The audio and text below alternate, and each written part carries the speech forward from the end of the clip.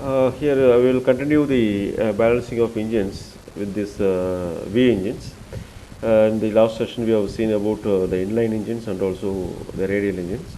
Here this is balancing of V engines. We will consider two-cylinder V engine as we show as it is shown in the figure, like engine 1 and engine 2.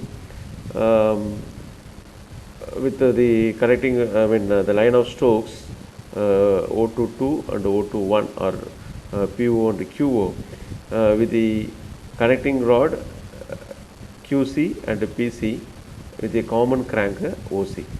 So this inclination of the crank with these line of Stokes of these two engines may be considered as alpha, whereas this theta is the inclination of the crank to the vertical at any instant, that is O along about OY.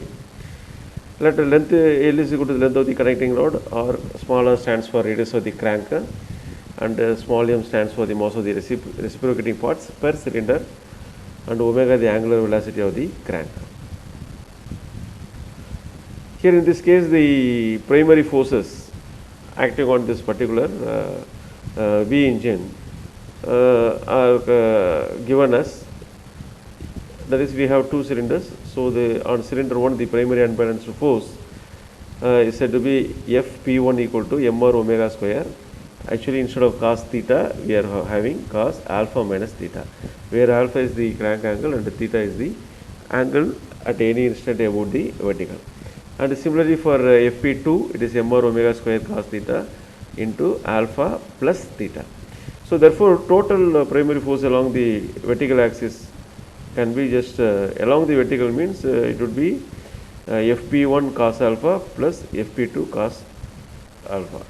So here you just take this one. So when you want to have that is the primary force along the vertical y, so it has to be, if it is alpha, again it would be 90 minus alpha.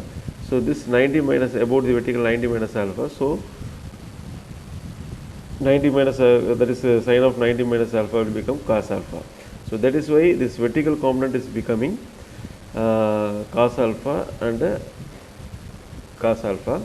So this is equal to 2mr omega square cos square alpha into cos theta. So here we have to go for a small manipulation, that is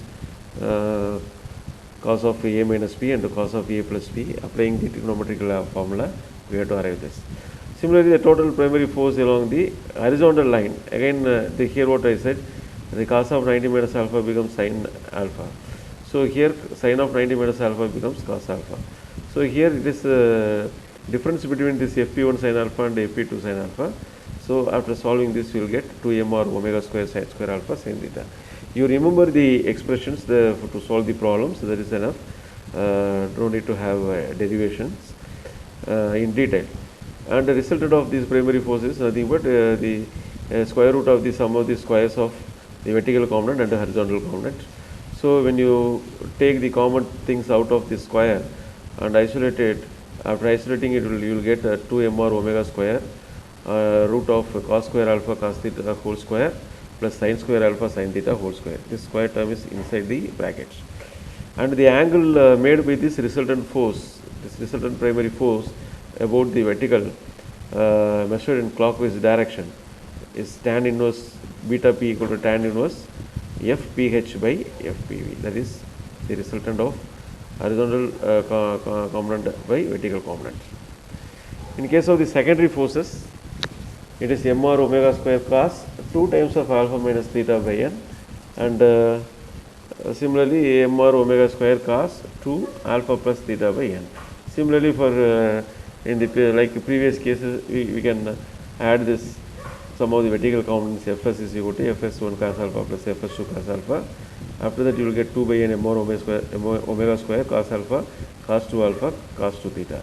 Here in the case of horizontal component we will get sin alpha sin 2 alpha and sin 2 theta. So just you compare this and you can remember, and similarly you will arrive the resultant of the secondary forces by squaring and adding and taking square root and its resultant.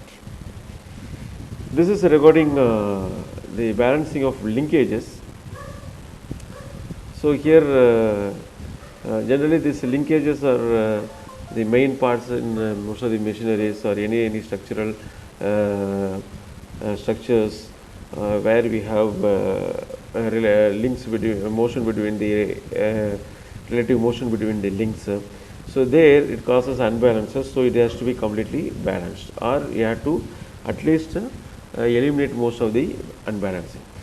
But at high speeds, the inertia forces associated with the moving links generally cause the shaking forces, which would be in turn as moments transmitted to frame. So we have to balance it. That is, balancing means when you balance, you can reduce these unbalanced forces. But when load and inertia forces may cause cyclic link transformation at high speeds, this is one of the things which change the motion of the mechanism and cannot be neglected. So hence, in the case of linkages, it cannot be neglected when the linkages are acted upon by the load and the inertia forces. So the balancing of the linkages are very much important at this case.